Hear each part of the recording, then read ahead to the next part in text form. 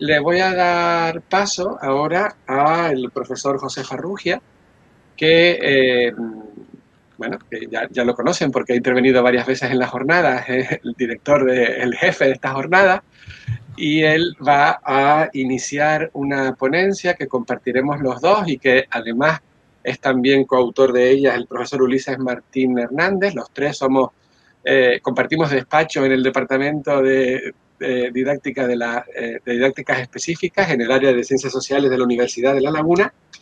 Y vamos a cerrar las jornadas con una ponencia que se titula El patrimonio cultural canario en los libros de texto de primaria y secundaria, un análisis desde la didáctica de las ciencias sociales.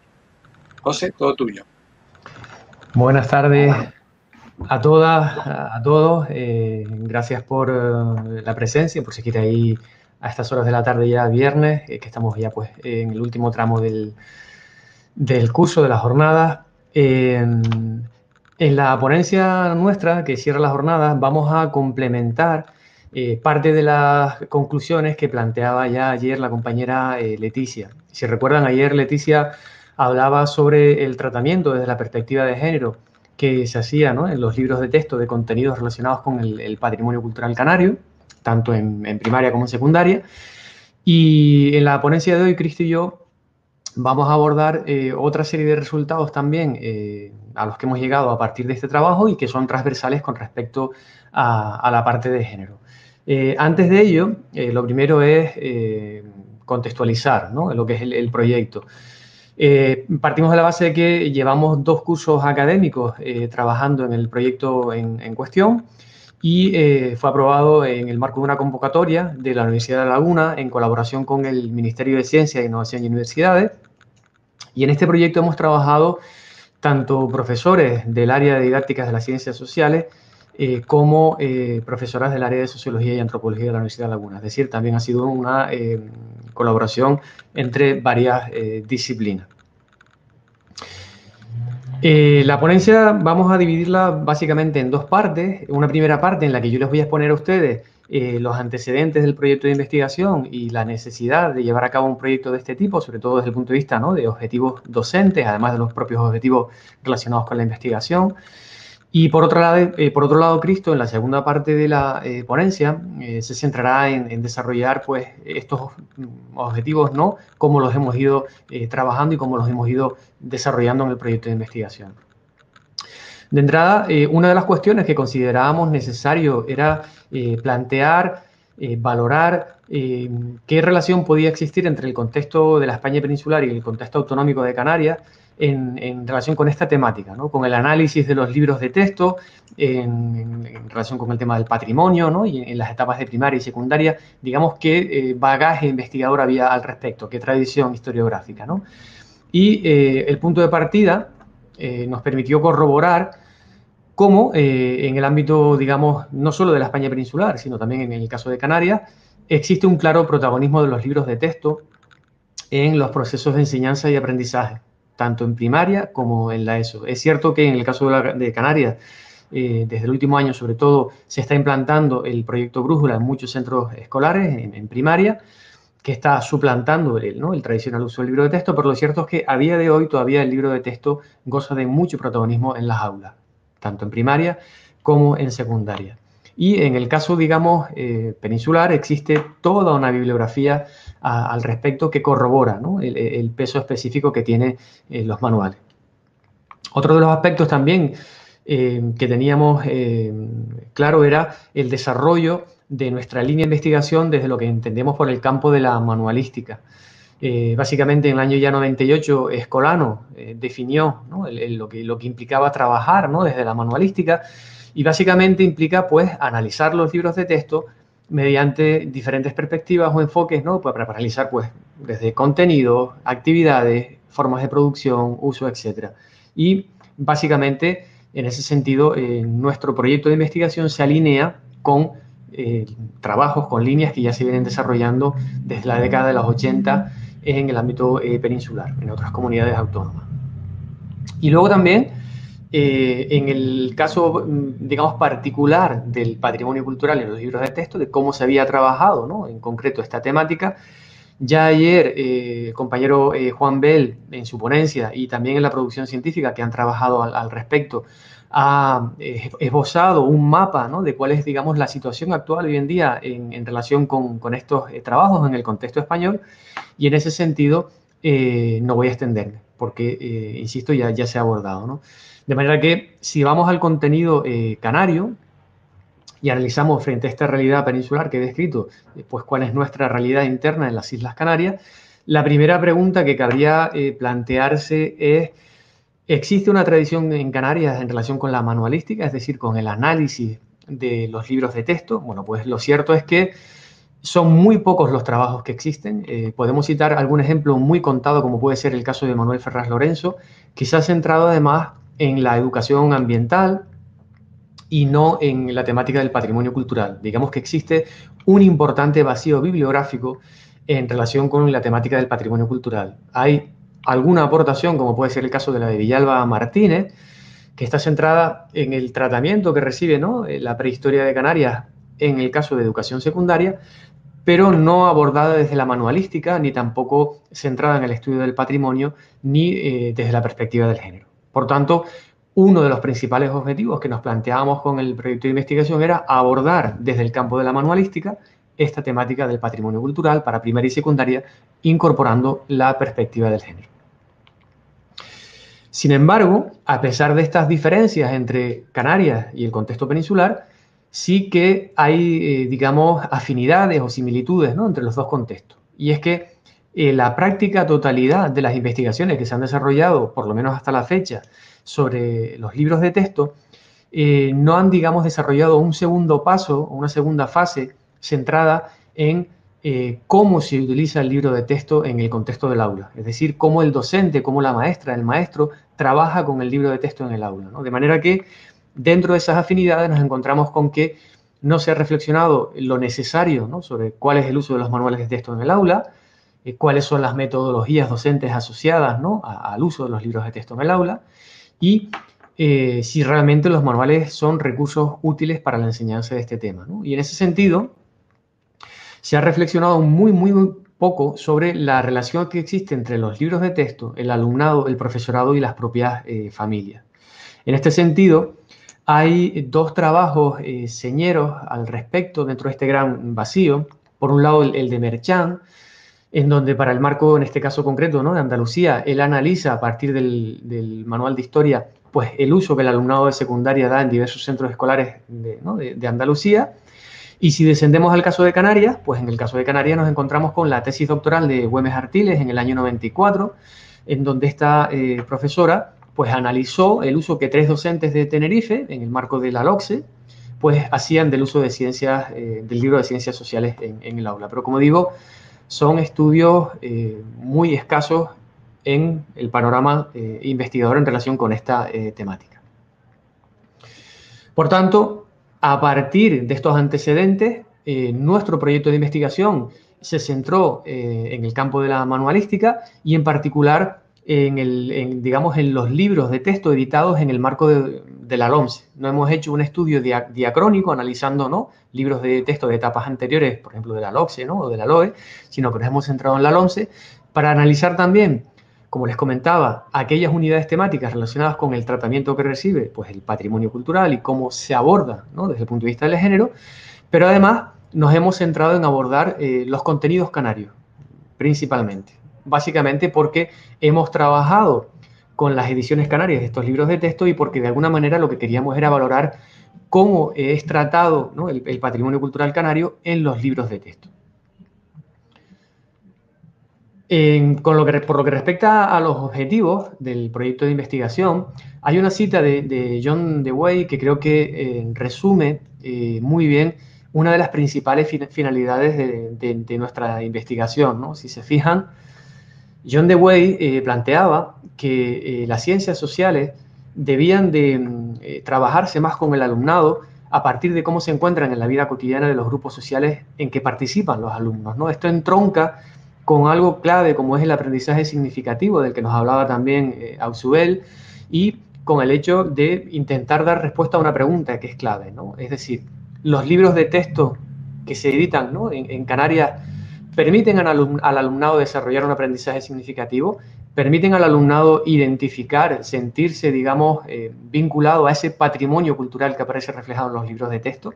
Pues a partir de estas premisas fuimos planteando una serie de objetivos de partida a los que intentar ir dando respuesta en el marco de una serie de preguntas, ¿no? Y en ese sentido, realizamos un análisis tanto cuantitativo como cualitativo de los principales libros de texto, ¿no? Que se utilizan en las aulas canarias durante el marco de la LOMCE, tanto en primaria como en secundaria. Queríamos valorar también si el patrimonio cultural se abordaba en toda su extensión en los libros de texto o si por lo contrario el análisis estaba ceñido, ¿no? a determinados patrimonios, como por ejemplo puede ser el caso del patrimonio monumental o el arquitectónico. También queríamos valorar si en el fondo los libros de texto había, digamos, una preocupación por abordar el conocimiento de ese patrimonio, ¿no? O sencillamente si aparecían como elementos, digamos, de acompañamiento, ¿no? en determinadas unidades didácticas al abordarse determinados contenidos prescritos curricularmente. Y luego también, importante, si los libros de texto, a partir de esos contenidos, facilitaban, ¿no? favorecían la comprensión y la valoración del patrimonio canario por parte del alumnado que estudia en el archipiélago. Y luego también, teniendo en cuenta nuestra realidad geográfica, archipielágica, fraccionada en siete islas, queríamos pues también valorar si el alumnado, a partir de los libros de texto, podía establecer relaciones de identidad con su entorno inmediato. Es decir, si a partir del patrimonio reflejado en los libros de texto, el alumnado podía identificar el patrimonio que le era cercano desde el punto de vista geográfico. Y luego también queríamos valorar si los contenidos que aparecían plasmados en los libros de texto, en las ediciones canarias, de alguna manera daban respuesta o permitían desarrollar aquellos contenidos que ya están prescritos curricularmente en el marco de la LOMCE. Asimismo, otras de las cuestiones que planteábamos a la hora de desarrollar este proyecto de investigación era la necesidad imperiosa de que el alumnado que cursa tanto el grado de primaria como el posgrado de formación del profesorado, el máster de formación del profesorado, se familiarizara con una lectura crítica de los libros de texto. Como futuros docentes de primaria y de secundaria, considerábamos que el alumnado debía de trabajar cuestiones relacionadas con las actividades y los contenidos de los libros de texto, es decir, conocer qué tipo de competencias se pueden trabajar a partir de los libros de texto y cuáles no están suficientemente representadas para su trabajo, ¿no? en este tipo de materiales. Valorar también cómo el uso del libro de texto en el aula como un elemento principal, ¿no? Puede condicionar la propia didáctica y por tanto el aprendizaje, ¿no? y la enseñanza, y a su vez valorar pues, las limitaciones que esto conlleva, ¿no? si se convierte, como digo, en el recurso principal en el día a día en el aula. En ese sentido, en el marco del posgrado, tanto Cristo como yo hemos dirigido diversos trabajos de fin de máster centrados en esta temática. Es el caso, por ejemplo, ¿no? del TFM de Cecilia Castillo, en donde se analizó pues, la presencia de la mujer en los materiales de Geografía e Historia de Canarias de cuarto de la ESO, o el TFM de Leticia Díaz Poleire. Ella intervenía ayer precisamente en las ponencias, en la jornada, y ella se encargó de analizar pues, el rol de la mujer en los libros de texto de Geografía e Historia de segundo de la ESO, analizando en particular pues, el mundo indígena canaria y la prehistoria.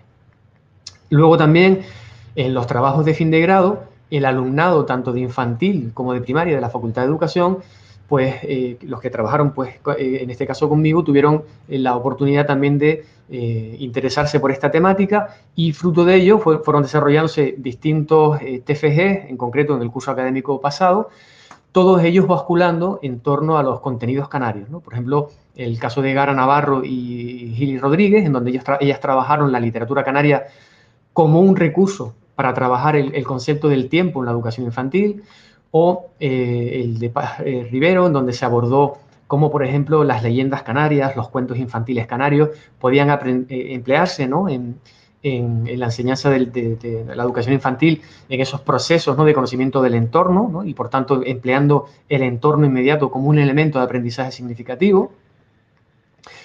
Y luego también en el ámbito de primaria, del grado de primaria, el TFG de Ara Hernández y Pimentel González en donde pues estas alumnas lo que planteaban era una revisión de un poco lo que había sido el desarrollo de los contenidos canarios en el marco legal educativo en Canarias, sobre todo desde la entrada en vigor ¿no? de lo que es la LOCSE hasta pues la LOMSE. Y luego también hemos tenido la ocasión de trabajar con el alumnado. Posiblemente muchos de los que forman parte de estas jornadas como alumnado se van a ver reflejados en esta parte, porque hemos tenido la ocasión también de trabajar un proyecto de innovación educativa en el marco, a su vez, del proyecto de investigación, en colaboración con las universidades de Barcelona y de Baja California, y el curso pasado en colaboración con la Universidad de Huelva. Se trata de un proyecto en donde, bueno, partíamos ¿no? del conocimiento del patrimonio local para conectarlo con un patrimonio más global fuera de las Islas Canarias, y básicamente el alumnado del grado de primaria de la Universidad de Laguna lo que hizo fue, a partir del aula invertida, de la Flipped Classroom, trabajar con alumnado de la Universidad Autónoma de Baja California, en México, para de alguna manera analizar libros de texto no solo del contexto canario y por tanto las ediciones canarias, sino del contexto en este caso mexicano. Comparar realidades curriculares distintas, realidades patrimoniales dispares, diversas, y sobre todo libros de texto que en muchos aspectos presentaban también disimilitudes, ¿no? De manera que en ese ejercicio de comparación el alumnado también podía aprender a definir las características, ¿no? de los libros de texto de nuestro caso de Canarias, ¿no? Y luego en el caso de la Universidad de Barcelona, pues planteamos un proyecto de investigación precisamente en donde al alumnado lo que se le planteaba era el desarrollo de una serie de itinerarios didácticos como una estrategia didáctica alternativa a ese enfoque tradicional del libro de texto ceñido al contexto del aula, ¿no? De manera que, como digo, era una propuesta didáctica complementaria al trabajo del libro con el libro de texto en el aula.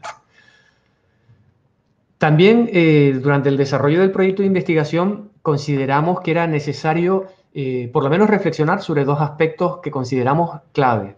Por un lado, la supervisión de los libros de texto, es decir, quién ha venido supervisando los contenidos de texto, cuál ha sido esta realidad en el contexto español, ¿no? Prácticamente, bueno, desde los años 70 hasta la actualidad, para ver si de alguna manera esto había repercutido en cómo y qué tipo de contenidos aparecían, ¿no? Particularmente en el caso de las ediciones canarias. Y luego también, otra cuestión que era clave en el proyecto de investigación era valorar cómo los contenidos canarios se habían de alguna manera incorporado curricularmente al marco educativo desde la LOCSE y cómo se habían plasmado en los libros de texto, pues en particular en el contexto de la LOMSE. Para dar respuesta a la primera pregunta, pues ya desde el año 74 hay dictadas pues toda una serie de normas al respecto sobre la supervisión de los libros de texto y del material didáctico que luego podía ser utilizado en las escuelas. Sin embargo, este panorama cambió a partir del año 2002 con la entrada en vigor de la LOCSE. Como ven ahí, se trata de la primera ley educativa en donde ya se estipula que no era necesaria la autorización de los contenidos de los libros de texto por parte de la administración, de manera que eran las editoriales a partir del 2002 quienes de forma unilateral y sin digamos, una supervisión por la administración competente ofrecían pues distintos libros que eran los que luego los centros escolares ofertaban al alumnado. Esta, digamos, medida se mantiene con la LOE y se reitera con la LOMSE, de manera que en el actual marco legal recientemente derogado en el pasado mes de diciembre del 2020, todavía pues nos encontramos con una realidad en donde no existe una supervisión de los contenidos de los libros de texto. De hecho, fíjense, en el caso de Canarias, en el año 2002, en concreto, ¿no? en la resolución del 18 de diciembre, es en la última resolución en la que aparecen, digamos, establecidas las 6 editoriales que contaban con la autorización por parte de la administración competente para su distribución, ¿no? y comercialización en los centros escolares. De manera que desde el año 2003 en adelante, en el caso del contexto de Canarias, tampoco hay una supervisión de los libros de texto.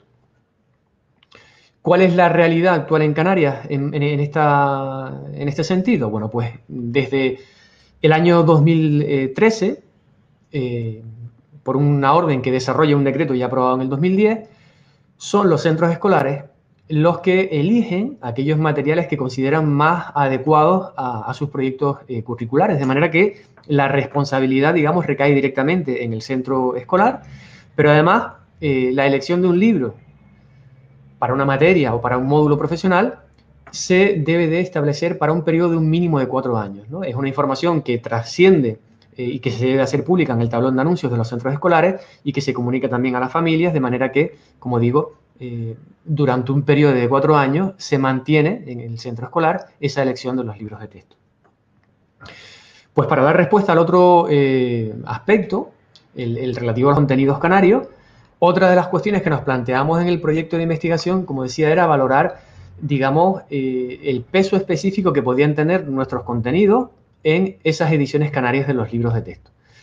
Ya desde el año 1993, y en el marco, por tanto, de la LOCSE, se había creado el programa Contenidos Canarios con un claro objetivo, y era pues el de incorporar los contenidos canarios en los currículum de primaria, secundaria y bachillerato, y utilizar el entorno inmediato como un recurso didáctico.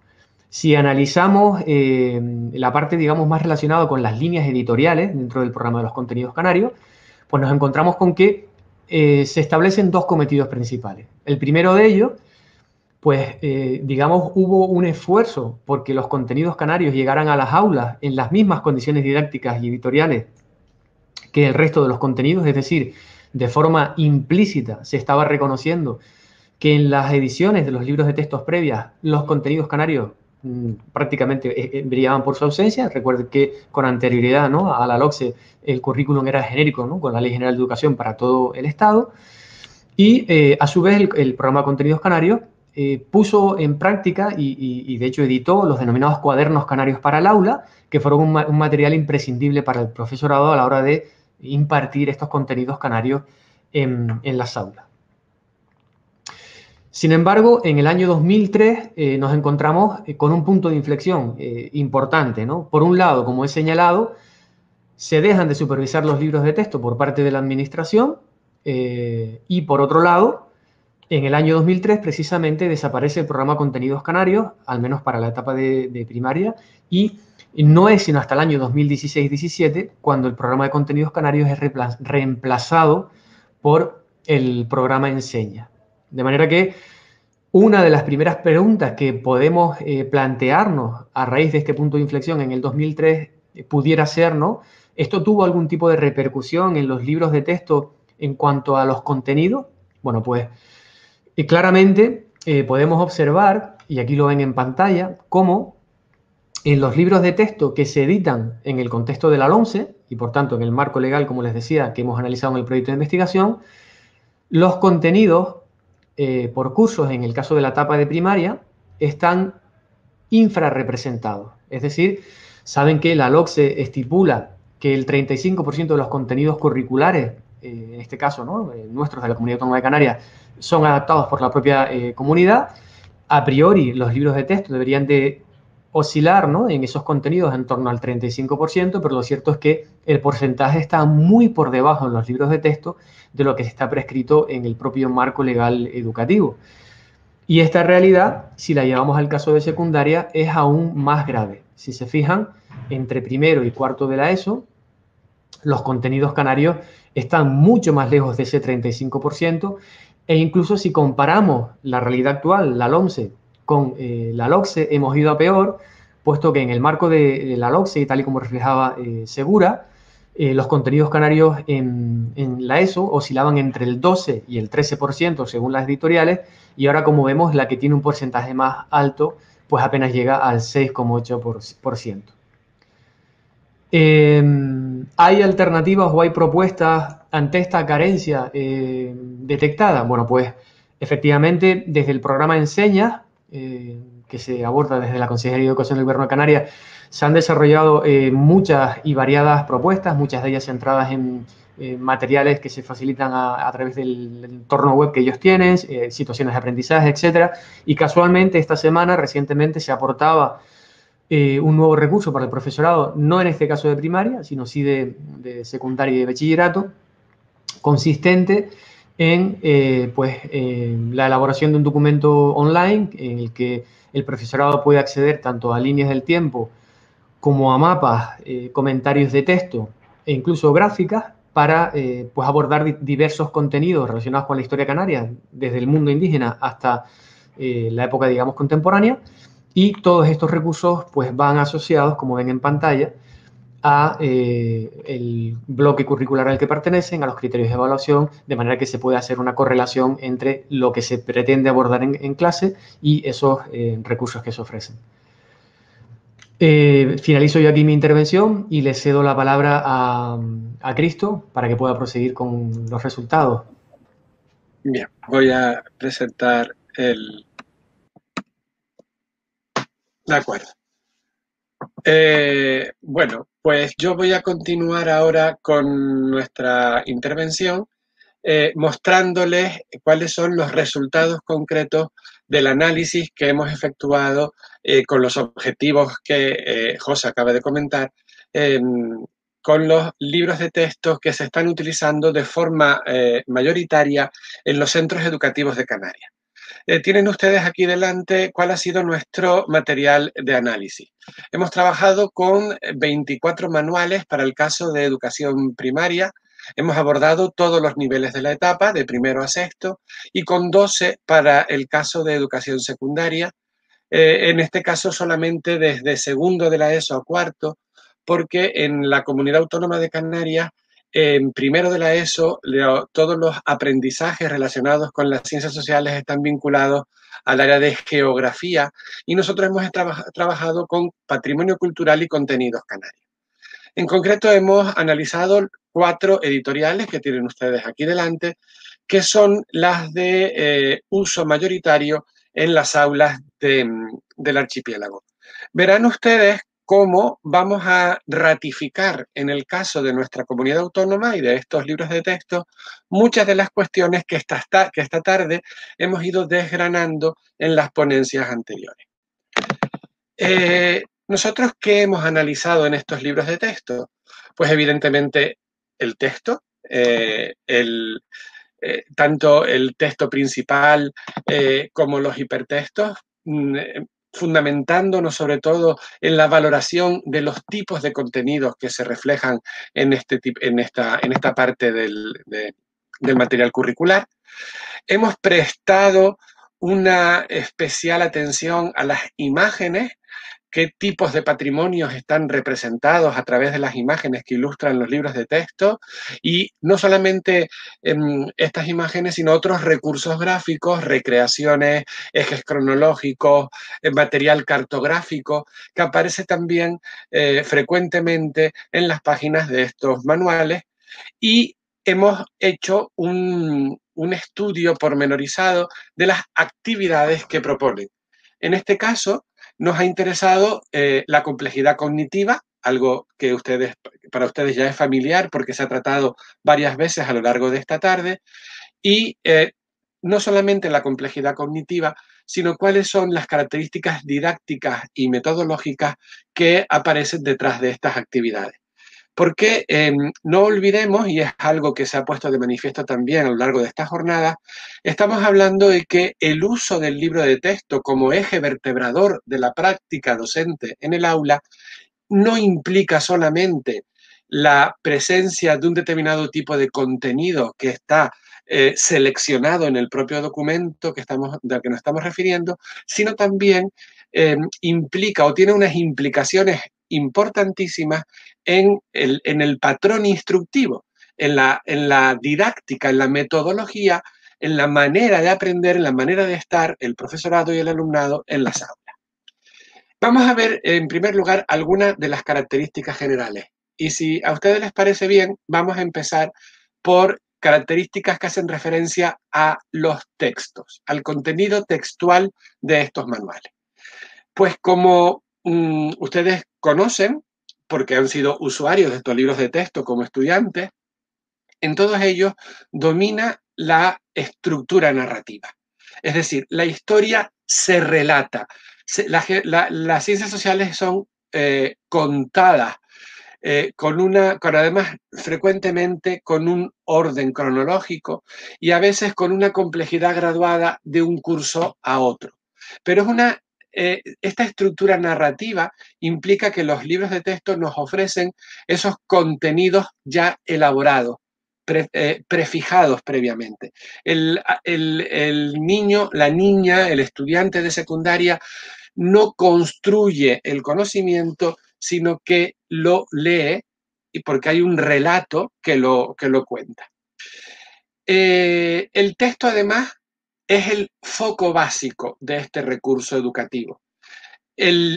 No en vano se llama libro de texto, porque es lo dominante, es la parte más importante. Las imágenes son subsidiarias y las actividades mayoritariamente van a depender son actividades que están ligadas, que están vinculadas a ese contenido textual que aparece en el manual. Si nos detenemos en qué imagen o qué se cuenta en esos libros sobre los elementos patrimoniales cuando se habla de ello, ya no sobre los procesos históricos o sobre los hechos y acontecimientos, sino sobre el propio patrimonio. ¿Qué nos dicen esa documentación textual del patrimonio? Bueno, pues observamos siempre una visión academicista. Ya la hemos visto esta tarde, ya hemos visto esta tarde que hemos hecho referencia varias veces a este tipo de visión, donde lo estético, la parte estética del patrimonio es básica. El patrimonio que está presente en estas narraciones es el patrimonio de carácter monumental, y todo esto, lamentablemente, lo que nos ofrece es una visión reduccionista del patrimonio. Hemos visto hoy de una forma muy clara lo rico y diverso que puede ser el concepto patrimonio y los elementos que lo integran. Recuerden ustedes, por favor, la alusión en la primera de las ponencias a ese patrimonio controversial con toda una lista de elementos que deben integrar el concepto, y sin embargo vemos aquí esta visión reducida de la que ahora veremos algunos ejemplos. Pero es que además el patrimonio en sí mismo, claro que hay imágenes del patrimonio o de elementos patrimoniales, pero el patrimonio como objeto de aprendizaje, la educación patrimonial propiamente dicha, es francamente y marcadamente marginal en los manuales que se están utilizando para la enseñanza de las ciencias sociales en primaria, de la geografía e historia en secundaria, en ambas etapas. Hay una cuestión que a mí me parece sumamente interesante por el impacto que tiene en la formación de los estudiantes y de las estudiantes. Y es que en estos textos la historia, la geografía e historia se presenta como una verdad definitiva, como un contenido cerrado, son conclusiones que están preelaboradas y por tanto estas características que tienen los textos en los manuales de la educación obligatoria lo que hacen es reducir las posibilidades de poder incorporar a nuestra práctica docente la investigación social como el motor fundamental que debe centrar la actividad del alumnado en su proceso de aprendizaje. Esto es lo que ata al niño y a la niña a su silla, lo convierte en un receptor, convierte al docente en un docente escanciador, que tiene que depositar ese contenido cerrado y que recibe el alumnado en forma de libro de texto, que es el elemento protagonista de las aulas. Si analizamos cuál es el patrimonio dominante en estos libros, qué es lo que aparece en los textos, en las imágenes, bueno, pues vamos a ver siempre no solamente una visión reduccionista del patrimonio, sino también una presentación muy desigual. Hemos hablado también de patrimonios de primera y patrimonios de segunda o de tercera o cuarta fila. Bueno, pues los libros de texto que se utilizan actualmente en nuestros centros educativos de forma tan importante pues son también, tienen una representación muy desigual de este patrimonio. Por ejemplo, el patrimonio arquitectónico urbano de carácter religioso y civil de las islas, como el que tienen ustedes en esta imagen que corresponde a la ciudad de La Laguna, está representado prácticamente en todos los manuales. Hay una sobrerepresentación de este patrimonio, un patrimonio que no olvidemos no representa, no refleja la vida de las distintas, de todos y todas las canarios y canarias que han vivido en estas islas a lo largo de los siglos. Es el patrimonio que representa a las élites dirigentes frente a cualquier otra expresión material o inmaterial incluso de ese patrimonio cultural de las islas que es tan diverso y tan rico. Pero no solamente hay una representación desigual a esta escala de carácter social, ese patrimonio de las élites monumental, sino que también hay una manifiesta desigualdad en la representación territorial de los patrimonios culturales de cada una de las islas. Es más que probable que un estudiante de la isla de La Gomera o de la isla de Lanzarote atraviese toda su etapa educativa adquiriendo libros de texto y estudiando libros de texto que no recogen más que de manera muy anecdótica ejemplos del patrimonio de su entorno insular, porque son determinados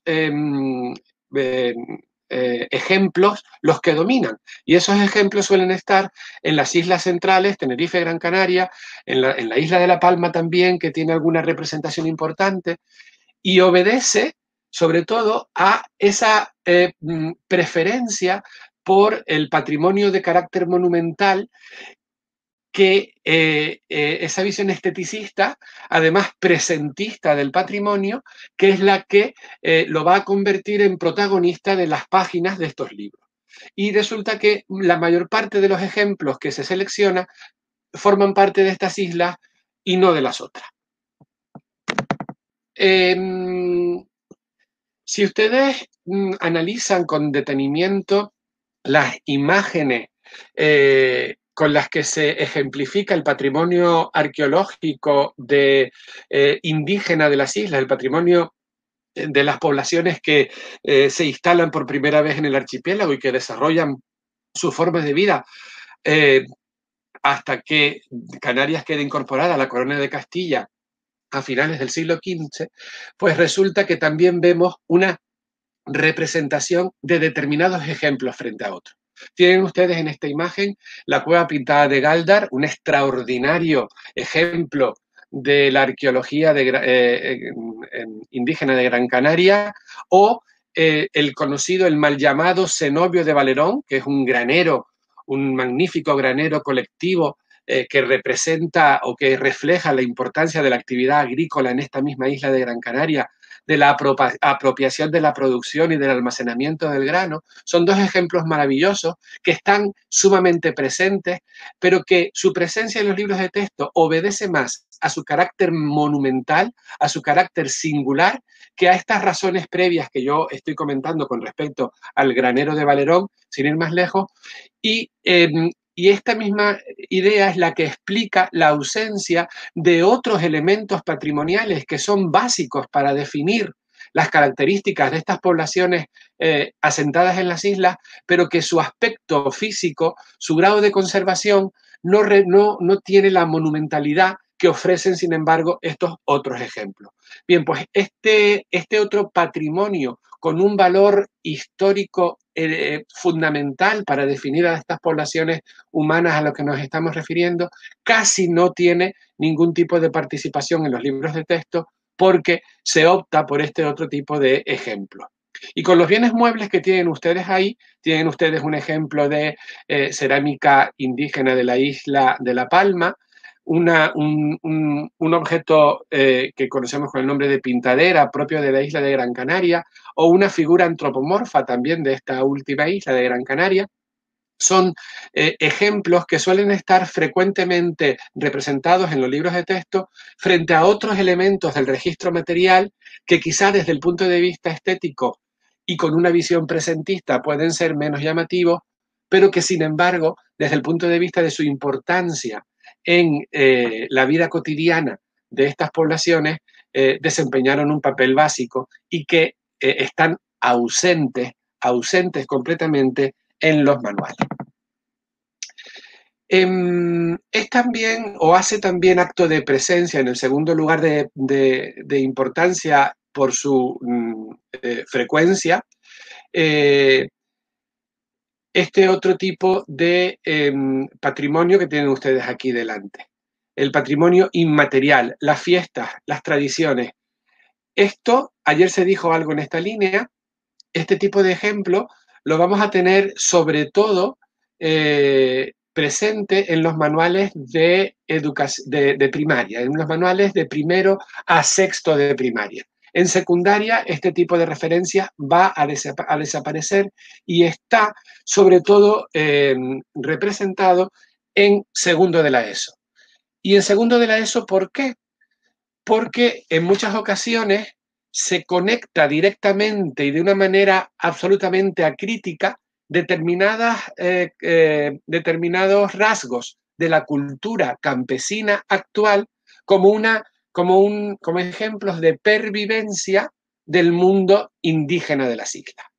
Y por eso aparece en segundo de la ESO y no en otros niveles, porque las sociedades canarias anteriores a la conquista se estudian en este nivel y en las unidades dedicadas al estudio de guanches, aguaritas, antiguos canarios, majos, etcétera, suelen aparecer, sobre todo en la parte gráfica, en las imágenes, fotografías de costumbres como ven ustedes ahí, la lucha canaria, el salto del pastor, el juego del palo o la fiesta de la rama, en este caso en Agaete, en Gran Canaria, como ejemplos de esa pervivencia.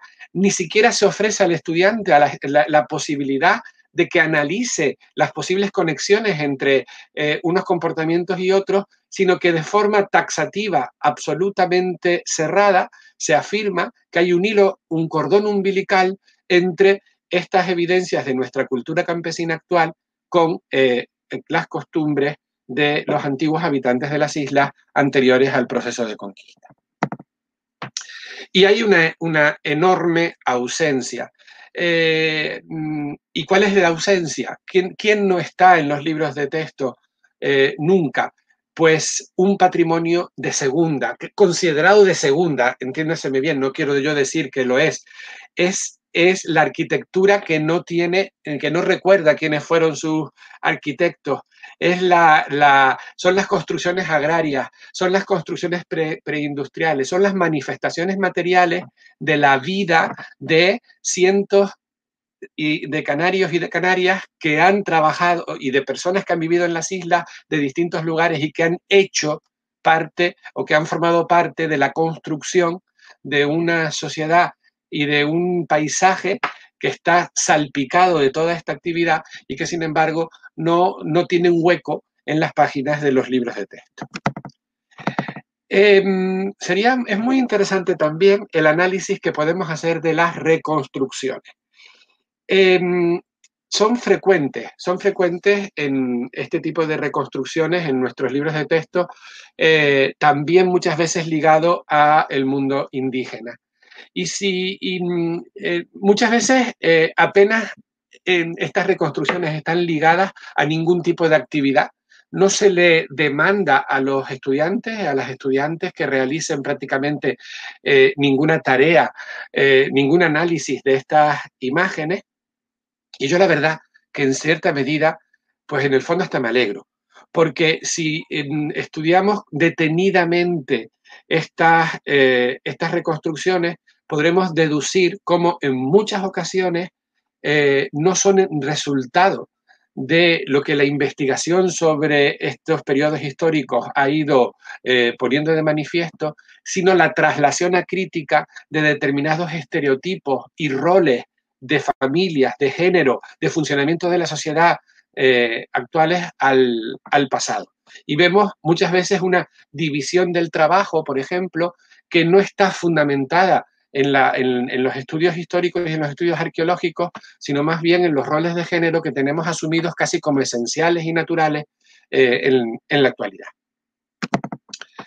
Tienen ustedes aquí una tabla en la que sintetizamos la clasificación de las distintas actividades para cada una de las editoriales. La primera tabla que ven ustedes ahí hace referencia a la educación primaria, a los libros de texto de primaria, la segunda a secundaria.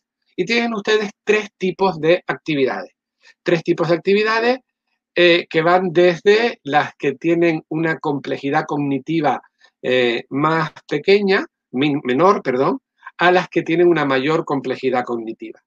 Las primeras, las de tipo 1, son esas actividades a las que nos hemos ido refiriendo a lo largo de la tarde, en la que le pedimos al alumnado que prácticamente localice en el texto una información que aparece allí y que, pues bueno, lo único que tiene que hacer el estudiante o la estudiante es, pues, pescar, buscar la palabra que ya muchas veces viene hasta formulada en la propia actividad, en la propia pregunta que se le hace a los chicos y las chicas.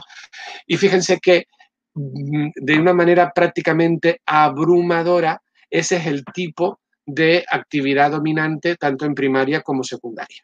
Lo cual nos vuelve a remitir, no lo olvidemos, a cuál es la metodología dominante que de alguna manera suscita cuando utilizamos el libro de texto como eje vertebrador del proceso de enseñanza y de aprendizaje en las aulas.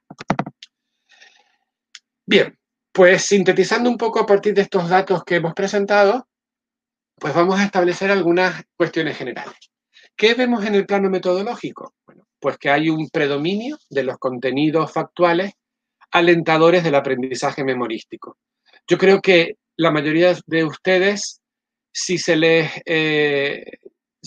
les preguntara y ustedes pudieran contestarme ahora, qué idea tienen de su experiencia como estudiantes de historia, probablemente me dirían que han tenido que aprenderse de memoria la mayor parte de las veces los contenidos que los docentes y las docentes les han planteado en las aulas. Bueno, pues ese aprendizaje memorístico está claramente impulsado por la estructura y los datos que aparecen en los libros de texto. Al final, cuando ustedes analizan las actividades de estos libros, pues lo que se deduce indudablemente es que esas actividades no son otra cosa que un entrenamiento para que el alumnado realice casi que de forma automática procesos elementales de identificación. Es casi simplemente una localización de la respuesta correcta. En las propuestas de los libros de texto, salvo actividades muy concretas que hoy nos presentaban, por ejemplo, como auténticas joyas excepcionales, la inmensa mayoría de las propuestas no propician que el alumnado sea un protagonista en la construcción del conocimiento, ni invitan a generar ningún tipo de controversia científica en el aula, más que en casos verdaderamente excepcionales.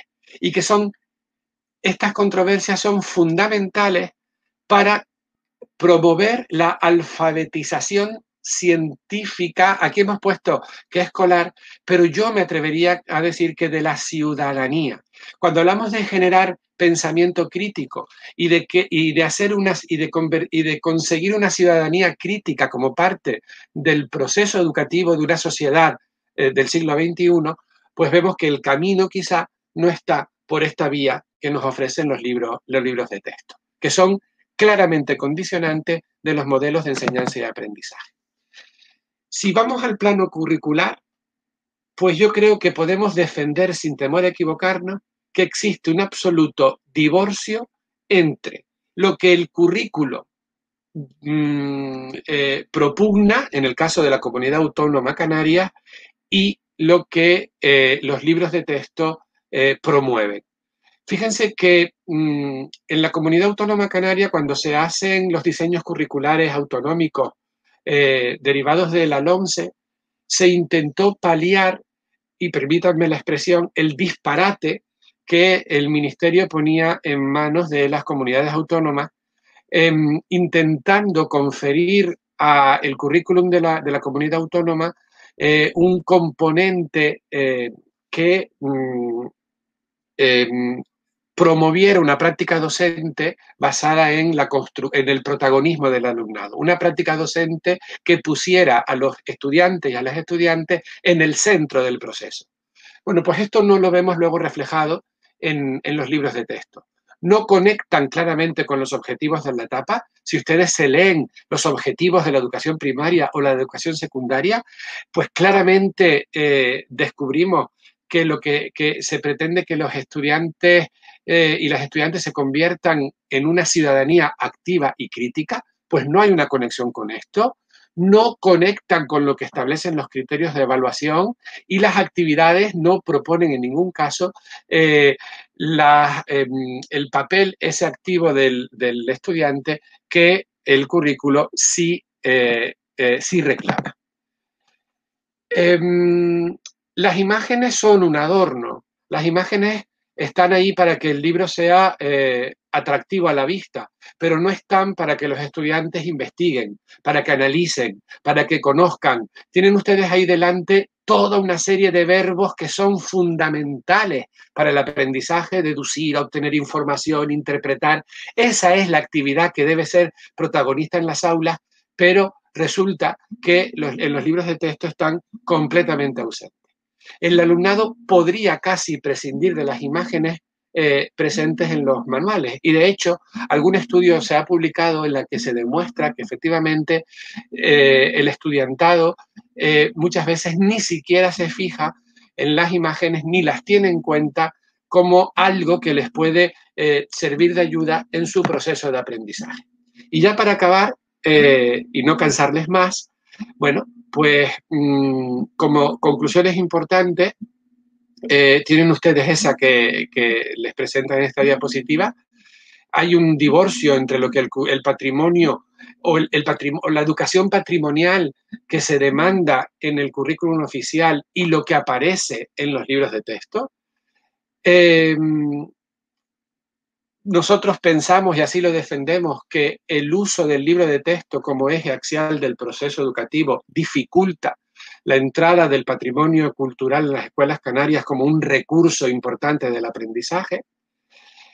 Y el patrimonio cultural en estos libros no es un objetivo educativo, no es un contenido que se trata y que forma parte del aprendizaje, sino es casi ese escenario, es un paisaje detrás del cual se presentan los contenidos factuales de los que hablábamos antes.